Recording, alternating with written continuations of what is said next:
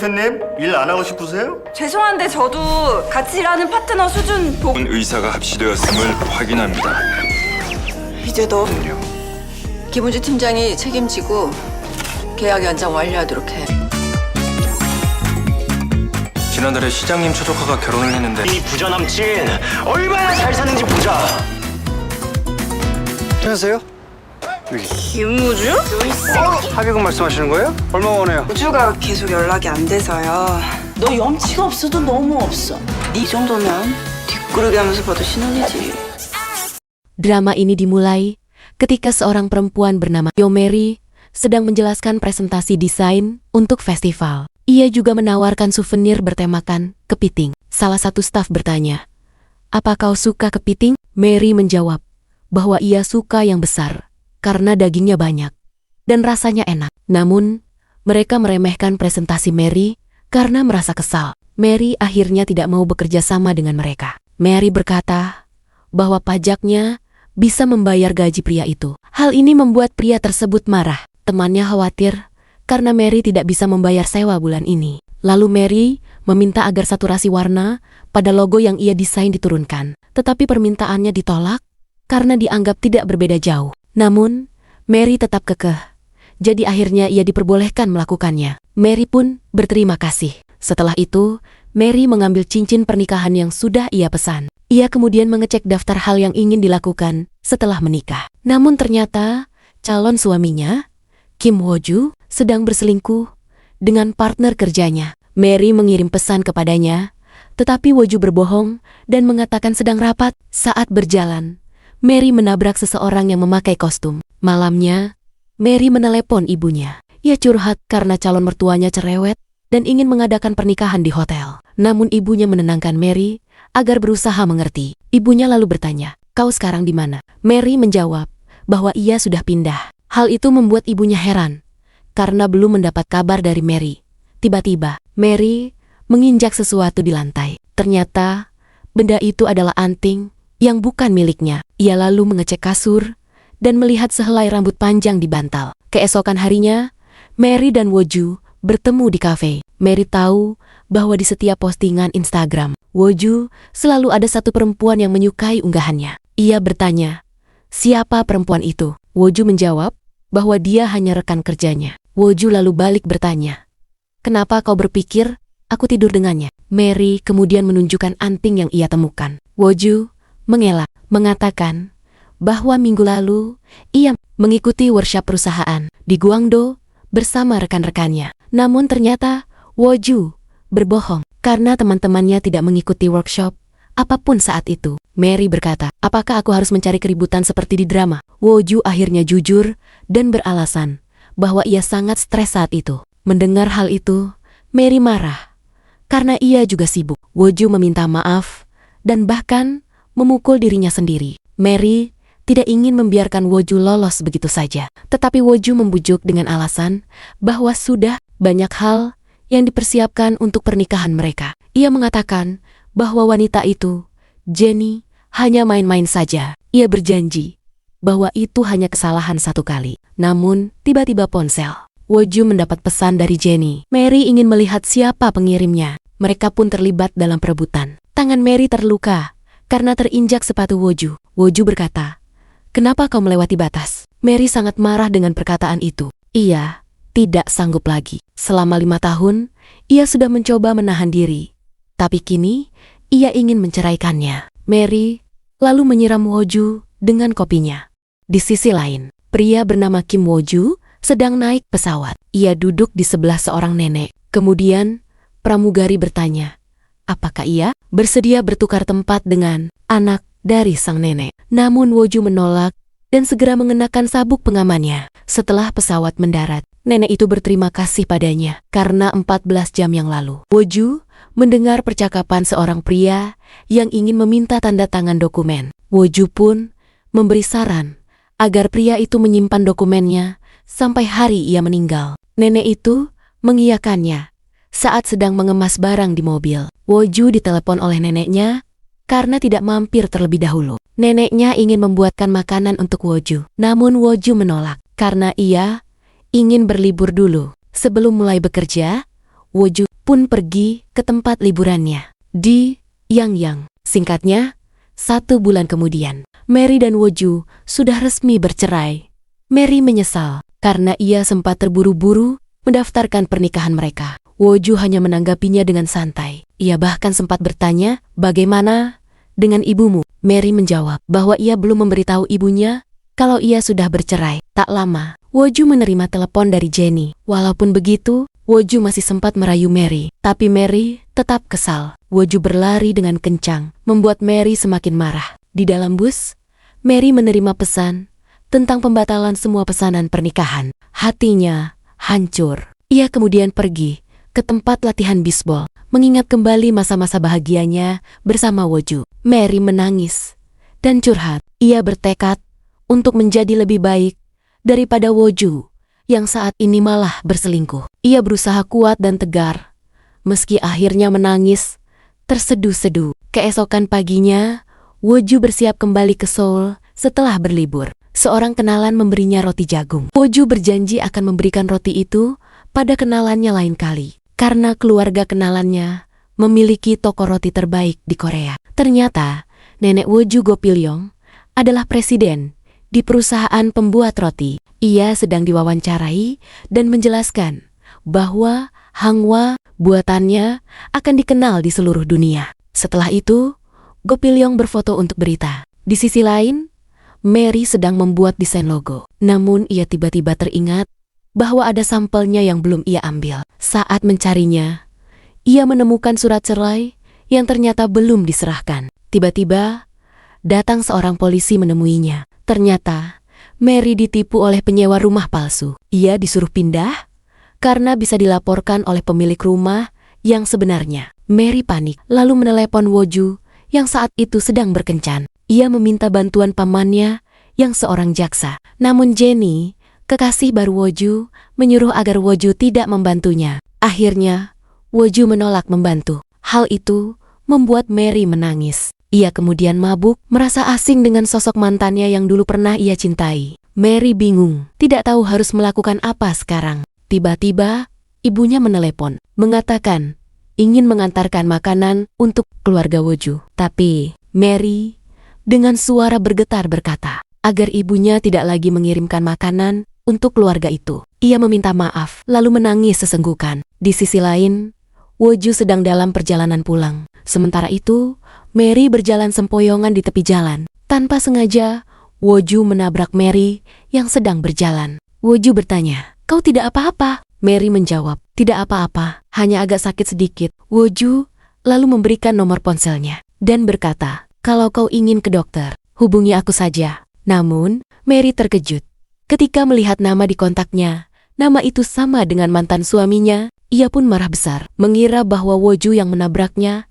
adalah mantannya sendiri. Mary meminta 100 juta won, hingga membuat Woju terkejut seperti dirampok. Mary mulai memukul Woju karena amarah yang memuncak. Ia menangis dan meluapkan semuanya tentang perselingkuhan Woju, tentang rasa sakit hatinya, dan bagaimana ia harus memberitahu ibunya. Woju yang bingung hanya bisa berkata, "Kau tidak apa-apa." Akhirnya, Mary yang terluka dibawa ke rumah sakit. Dokter yang menangani Mary ternyata adalah teman Woju bernama Yoon Ji-gyong. Para suster di rumah sakit meledek Mary karena bau alkohol. Namun tanpa mereka sadari, Mary berdiri tepat di belakang mereka. Yoon bertanya kepada Woju, "Siapa wanita itu? Apakah pacarmu?" Woju menjawab, "Bukan, dia wanita yang menabrak mobilku dan saat itu sedang mabuk." Namun Woju menambahkan bahwa ia akan menjelaskan lebih lanjut nanti. Saat Yoon menguap, Woju spontan menghentikannya, membuat Yoon tersipu malu. Yoon pun dengan canggung mengajaknya minum kopi. Tapi perhatian Woju justru teralihkan. Ia melihat Mary sedang berjalan dengan susah payah. Hal itu membuat Yoon kesal. Mary meminta maaf karena ia sedang dalam kondisi mabuk. Ia berusaha menjelaskan situasinya. Woju yang duduk di mobil pun membuka sunroof karena mulut Mary berbau alkohol. Hal itu membuat Mary diam sepanjang perjalanan. Tak lama kemudian, Mary merasa mual dan meminta turun. Akhirnya, Woju menurunkannya di jembatan. Mary lalu berdiri memandangi matahari terbit. Indah sekali, seperti bunga yang sedang mekar. Namun perutnya berbunyi keras, ia merasa lapar, lalu mengajak Woju untuk sarapan. Woju menolak. Sesampainya di rumah, Mary berterima kasih atas tumpangannya. Woju menyarankan agar Mary memeriksakan lengannya yang mungkin terkilir. Setelah itu, Mary langsung berbaring di kasur. Tak lama kemudian, muncul pemberitahuan tentang undian hadiah rumah senilai $5 juta. Namun, Lee Song-woo dan asistennya, Bae Sang-hyun, ternyata sudah berbuat curang karena pemenangnya sudah mereka tentukan sebelumnya. Haeyeon kemudian memberikan undangan kepada Lee Sang-yu, keponakan istri wali kota. Ia melipat sedikit sudut kertasnya agar mudah dikenali. Saat acara dimulai, Song-woo mengambil undiannya, tapi kertas itu terlepas dari genggamannya. Ia pun mencari kemana-mana, sampai akhirnya menemukan satu undian yang terlipat. Dengan suara lantang, Song-yu mengumumkan siapa pemenangnya. Dan ternyata, pemenangnya adalah Yo Mary. Mary menerima telepon dari panitia undian yang memberitahukan bahwa ia memenangkan rumah mewah. Ternyata, beberapa waktu lalu, Mary memang pernah membeli undangan undian itu dan menulis permohonan kecil di dalamnya. Ia bahkan sempat melipat kertasnya sedikit. Agar mudah dikenali, Mary sangat senang. Namun ia perlu mengirim konfirmasi identitas, fotokopi KTP, bukti bahwa ia belum memiliki rumah, bukti penghasilan, dan bukti pernikahan. Syaratnya pasangan yang terpilih harus merupakan pasangan baru dengan penghasilan di bawah 80 juta won per tahun. Mary teringat bahwa ia belum menyerahkan semua dokumen. Jadi, ia segera mengirimkannya. Namun ternyata, dalam sistem status Mary masih dinyatakan menikah. Staf panitia memeriksa dokumen Mary dan semuanya terlihat benar. Tapi Haeyeon meminta agar prosesnya ditunda dulu. Staf mengatakan bahwa suami Mary tidak bisa hadir karena sedang bekerja di luar negeri. Lalu staf menjelaskan secara detail syarat dan ketentuan pemenang. Pemenang harus berpartisipasi aktif dalam promosi perusahaan dan menghadiri acara penghargaan sebagai pasangan. Hal itu membuat Mary bingung karena suaminya tidak bisa hadir. Staf pun berkata bahwa jika tidak bisa datang berdua, maka pemenang akan dibatalkan. Itu sudah menjadi aturan. Mary hanya terdiam, tidak tahu harus berbuat apa. Di sisi lain, Woju masih berlibur. Malamnya, Mary mencoba menelepon Woju, tapi tidak diangkat. Ia mengirim pesan. Namun Woju menganggapnya spam dan langsung memblokir nomornya. Mary kebingungan karena tak mendapat respon. Ia melihat iklan rumah mewah itu lagi, dan hatinya kembali hangat. Impian masa depannya seolah akan segera terwujud. Tiba-tiba, ia menerima pesan dari seseorang bernama Kim Woju. Mary tersenyum bahagia karena namanya sama dengan mantan suaminya. Ia mengira itu pertanda baik. Keesokan harinya, Mary mengajak Woju bertemu di sebuah kafe. Woju berkata belum menikah. Lalu, Mary tiba-tiba mengajaknya menikah. Hal itu membuat Woju bingung. Sebelumnya Woju bermimpi tentang masa lalunya. Saat mengalami kecelakaan, ia meminum obat agar tenang. Dalam mimpinya, Woju melihat ada seseorang yang sengaja mencelakakannya. Di sisi lain, Mary bingung. Apakah harus meminta bantuan atau tidak? Akhirnya ia menelepon Woju.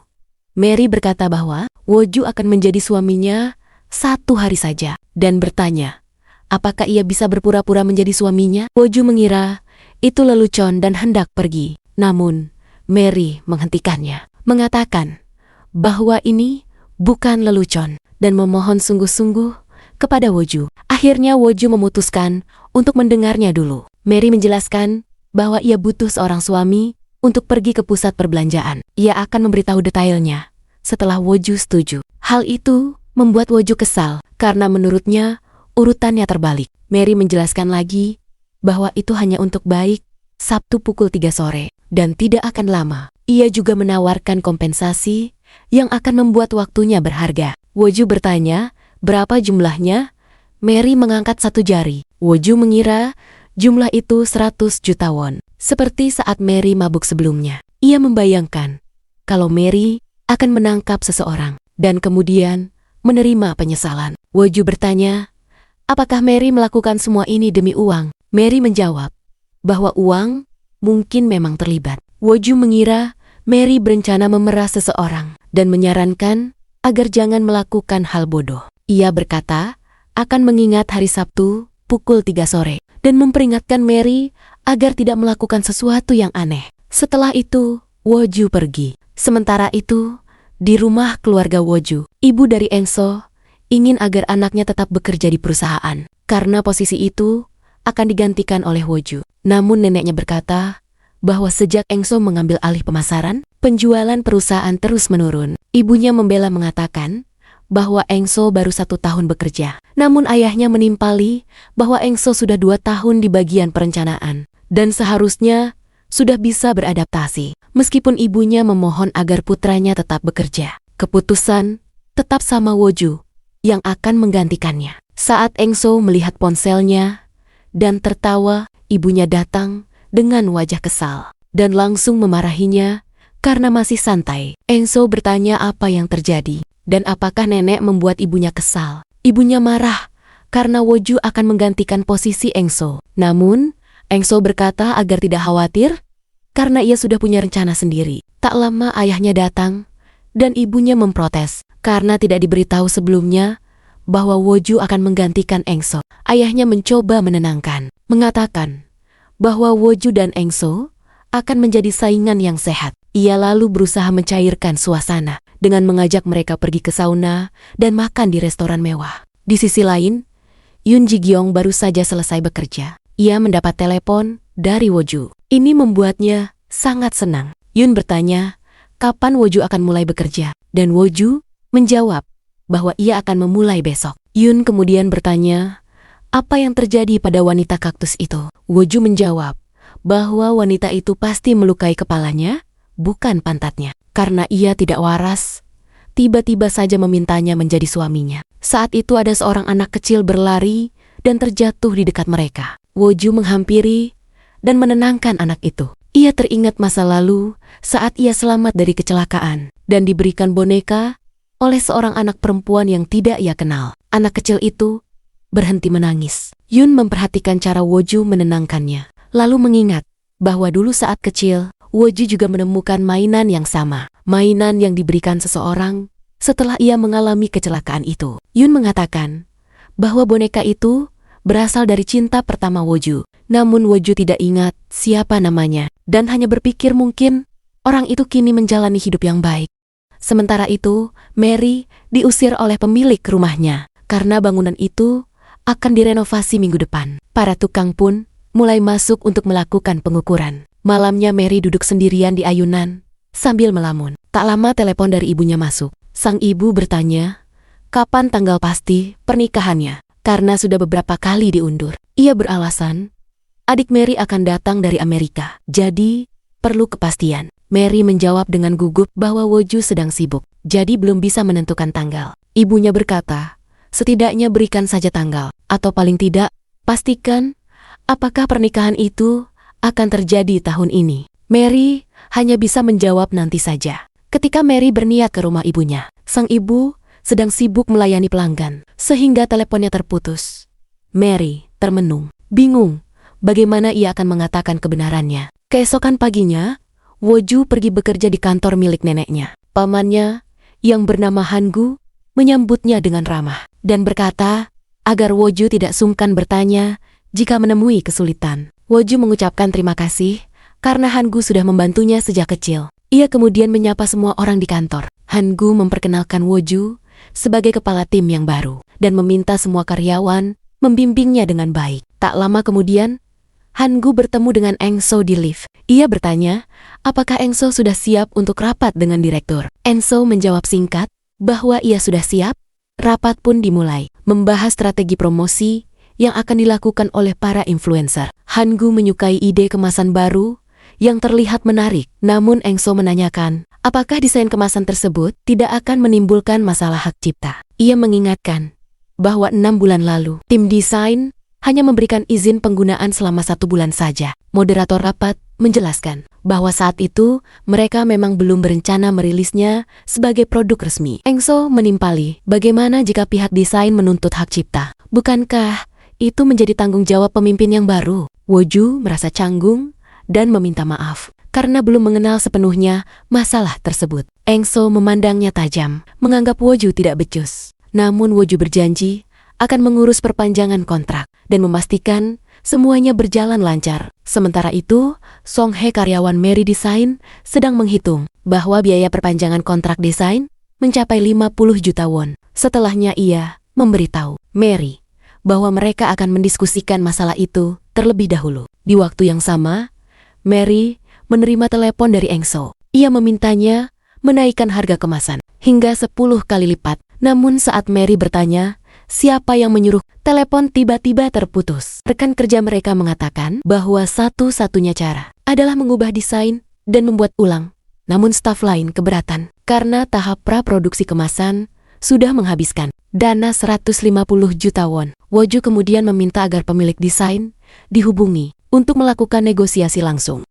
Sementara itu Song Yu menonton hasil undian rumah yang menjadi hadiah promosi. Ia marah pada Hyun karena video undian itu diunggah ke media sosial tanpa izin. Hyun berjanji akan berusaha menarik kembali unggahan itu. Namun Song Yu malah menendang kakinya dan menyuruhnya membersihkan sepatunya sebagai hukuman. Di ruang kerjanya, Hyun tampak kesal. Ia teringat bahwa 3 bulan lalu wali kota sempat menginginkan rumah itu agar bisa dijadikan proyek pembangunan. Hyun pun menyarankan agar rumah itu diberikan melalui sistem undian agar tidak menimbulkan masalah hukum. Setelah itu ia menelepon Pak Kwon dan menyampaikan bahwa Mary harus datang bersama suaminya. Di sisi lain, Mary sedang menunggu telepon dari perusahaan tempat Woju bekerja. Tak lama kemudian, ia menerima pesan dari Pak Kwon yang menyatakan bahwa ia harus hadir bersama suaminya. Song Ha bertanya, apakah pesan itu dari perusahaan? Tetapi Mary justru mengalihkan pembicaraan dengan menanyakan kabar kakak Song Hye. Song Hye tidak tahu kabarnya dan balik bertanya mengapa Mary menanyakan hal itu. Mary sebenarnya ingin meminta bantuan kakak Song Hye. Namun ia teringat perkataan Woju sebelumnya dan mengurungkan niatnya karena merasa terlalu berisiko. Akhirnya ia memutuskan pergi sendirian. Sementara itu, ibu dan kakak Woju yang juga merupakan mantan kekasih Mary sedang makan siang bersama. Jinwa berkata bahwa ia jadi tidak bisa lagi menikmati masakan buatan ibu. Mary seperti dulu, namun ibunya menjawab bahwa pacar baru Woju jauh lebih kaya, bahkan memiliki rumah di Hong Kong. Tiba-tiba Woju menelepon ibunya dan memberitahu bahwa Mary sempat meminta bantuan kepadanya. Hal itu membuat ibunya kesal dan ia meminta agar Woju tidak menghubungi Mary lagi. Woju menjawab bahwa ia sudah memblokir nomor Mary. Ibunya kemudian bertanya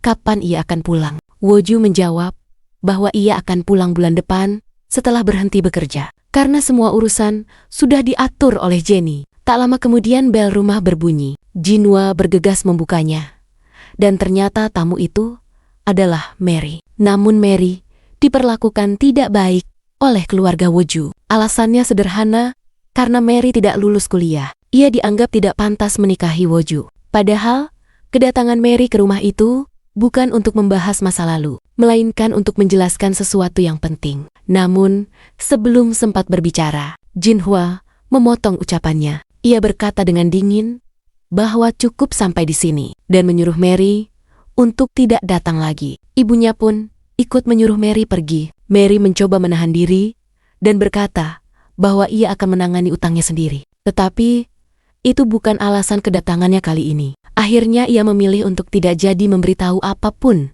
Dengan suara bergetar, Mary menegaskan bahwa ia tidak akan menelepon Woju lagi. Dan jika mereka mendengar kabar tentang dirinya, cukup abaikan saja. Ia juga berkata bahwa sifat Woju ternyata sama seperti ibunya. Hal ini membuat ibu Woju naik pitam. Namun, Mary tidak gentar. Ia berkata jika ibunya menolak, maka ia akan melaporkan bahwa suaminya telah dipecat karena melecehkan asistennya. Setelah mengatakan itu, Mary pergi sambil menangis. Tak lama kemudian, Mary menerima telepon dari Song Hye yang memintanya segera datang ke perusahaan tempat Woju bekerja. Singkatnya, Mary pun tiba di sana. Sementara itu, Woju ingin bertemu seseorang. Namun terlebih dahulu, ia berpapasan dengan Eng So. Eng So berkata bahwa Woju pasti membawa beban berat karena nenek mereka menaruh harapan besar padanya. Woju menjawab dengan tenang bahwa seharusnya Eng So sendiri yang mengurus masalah itu,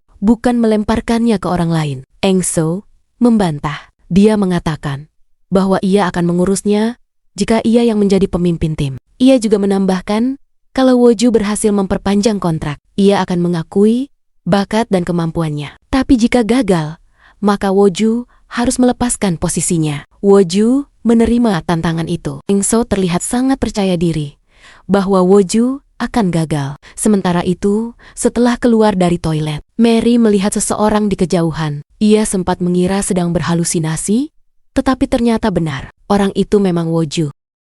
Mereka pun berkenalan kembali dengan canggung. Dalam pertemuan resmi itu, Woju menjelaskan bahwa harga yang diajukan Mary untuk perpanjangan kontrak terlalu tinggi. Ia meminta agar harga disamakan dengan pemesanan pertama. Dan sebagai gantinya, perusahaan akan memberikan tambahan manfaat. Tak disangka, Mary langsung menyetujui hal itu. Ini membuat semua orang di ruangan terkejut. Namun, ia memberikan satu syarat. Ia ingin berbicara empat mata dengan Woju. Ketika mereka berdua sudah berhadapan, Mary berkata dengan tenang bahwa ia ingin Woju menjadi suaminya. Sebelumnya, hanya Mary yang membutuhkan bantuan. Tapi sekarang, Woju juga membutuhkan bantuannya. Di sisi lain, beberapa staf di toilet bergosip bahwa Woju sedang berada di posisi sulit karena harus bertanggung jawab atas negosiasi dengan pihak Mary Design. Mereka bahkan mengatakan, jika gagal reputasinya bisa jatuh. Sebenarnya Woju sempat ingin membatalkan negosiasi itu karena tidak mau terlibat dalam sesuatu yang tercium seperti penipuan. Namun, Mary menghentikannya. Ia berkata bahwa ia tidak berbohong atau berfantasi. Woju bertanya dengan nada curiga, "Bagaimana bisa kau menyebut ini bukan penipuan?" Mary pun menjelaskan dengan jujur bahwa sebelumnya ia memang menjadi korban penipuan sewa rumah. Tapi kini ia justru memenangkan undian rumah senilai $5 juta.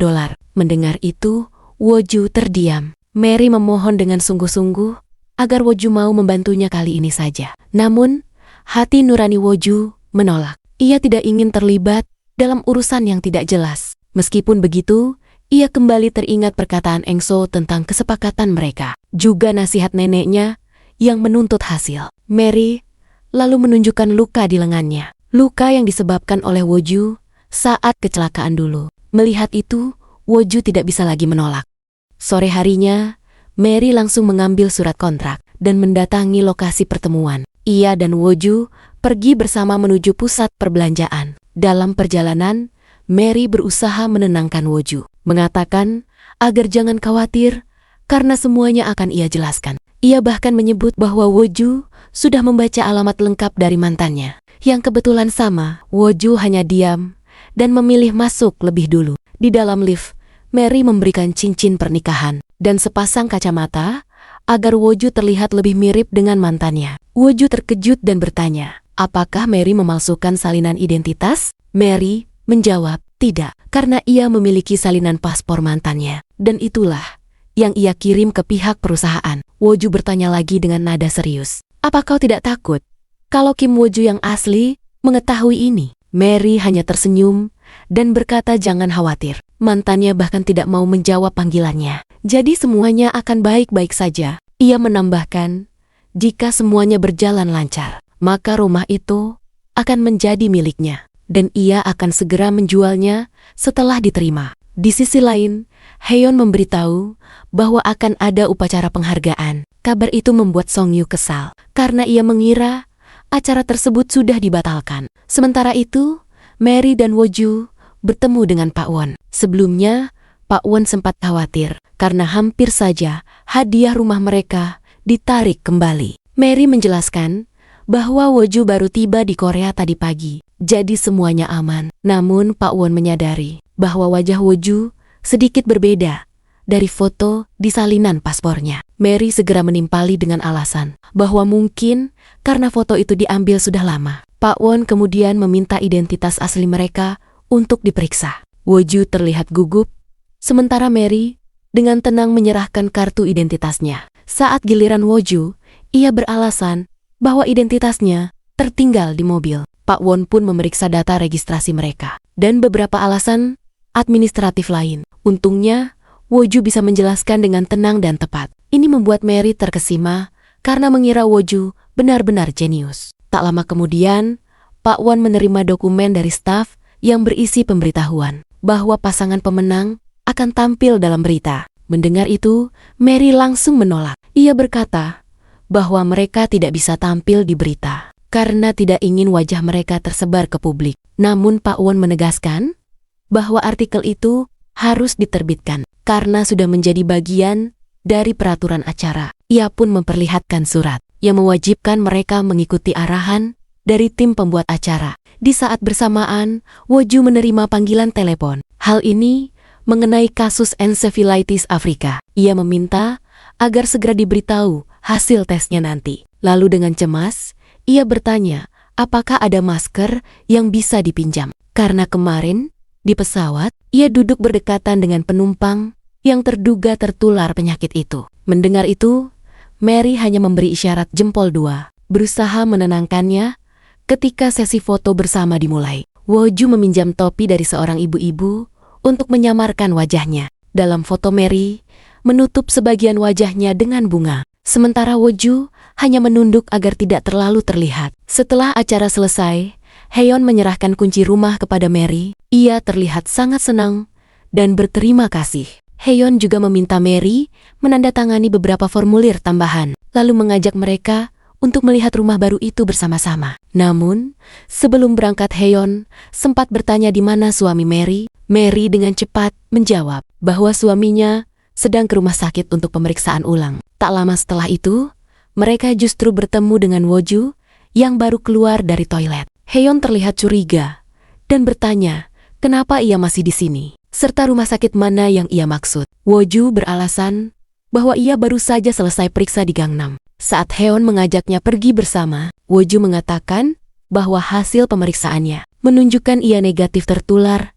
Haeyeon tampak lega, lalu mengajak mereka berdua berangkat menuju kompleks perumahan elit itu. Dalam perjalanan Haeyeon menjelaskan bahwa kompleks tersebut dihuni oleh banyak artis dan pejabat. Ia bahkan menjelaskan mungkin nanti mereka bisa bertemu dengan salah satu selebritas di gym atau di kafe dalam komplek. Namun tanpa mereka sadari, Engso dan ibunya juga berada di mobil dari arah belakang yang juga berbelok ke arah yang sama. Mereka hendak berkunjung ke rumah pimpinan asosiasi bisnis. Engso bertanya, mengapa bukan ayahnya yang datang? Padahal mereka teman kuliah. Ibunya menjawab bahwa ia ingin Engso bisa tetap dekat dengan Woju agar hubungan keluarga mereka tidak renggang. Setibanya di rumah baru, Mary dan Woju tampak kagum melihat betapa megahnya rumah itu. Haeyeon menanyakan kapan mereka berencana pindah. Mary menjawab bahwa ia berniat menjualnya. Karena lokasi rumah terlalu jauh dari tempat kerja, Haeyeon mengizinkan, tetapi menegaskan bahwa penjualan baru boleh dilakukan setelah 3 bulan. Ia memberikan surat resmi yang berisi ketentuan tersebut. Mary mengangguk dan menjawab bahwa tidak ada masalah. Mereka akan pindah secepatnya. Haeyeon menambahkan bahwa akan ada inspeksi berkala, namun hanya formalitas semata. Ia juga memberitahu bahwa rumahnya sendiri berada tepat di depan rumah Mary. Ia senang karena sebelumnya lingkungan itu sepi dan kini ia punya tetangga baru. Haeyeon lalu berpamitan untuk berganti pakaian dan mengajak mereka bertemu lagi dalam 20 menit. Begitu Haeyeon pergi, Woju langsung menegur Mary dengan nada kesal. Ia bertanya, apa maksudnya pindah ke rumah itu? Menurutnya, tindakan Mary hanya akan membuat mereka ketahuan. Mary menjelaskan bahwa ia terpaksa pindah karena sudah diusir dari tempat lamanya. Namun alasan itu justru membuat Woju semakin marah. Ia khawatir kebohongan mereka tentang status pernikahan akan terbongkar. Mary mencoba menenangkan dan berkata, jika Woju punya ide yang lebih baik, ia boleh menyampaikannya. Tapi Woju membalas dengan emosi. Dia mengatakan bahwa sejak awal semua kekacauan ini dimulai karena Mary. Mary pun menunduk dan meminta maaf. Dengan wajah kecewa, Woju meminta Mary meninggalkan rumah itu. Namun, Mary mengaku tidak punya tempat tinggal lain. Woju menatapnya sebentar, lalu berkata dingin bahwa ia bisa menginap di sauna saja. Setelah itu, ia keluar rumah. Di jalan, Woju menghela napas panjang dan merasa bersalah karena sempat membentak. Namun tanpa ia sadari, Ungsu dan ibunya muncul di hadapannya. Mereka datang karena Woju tak menjawab panggilan telepon. Tak lama kemudian, Mary keluar dari rumah dan berjalan ke arah mereka. Ungsu heran dan bertanya kenapa Woju ada di sana. Woju mencoba beralasan bahwa ia hanya datang untuk menemui teman. Namun tiba-tiba, Heon muncul dan dengan riang menyapa mereka sambil berkata, "Bagaimana istrimu?" Perkataan itu membuat Ungsu dan ibunya terkejut bukan main.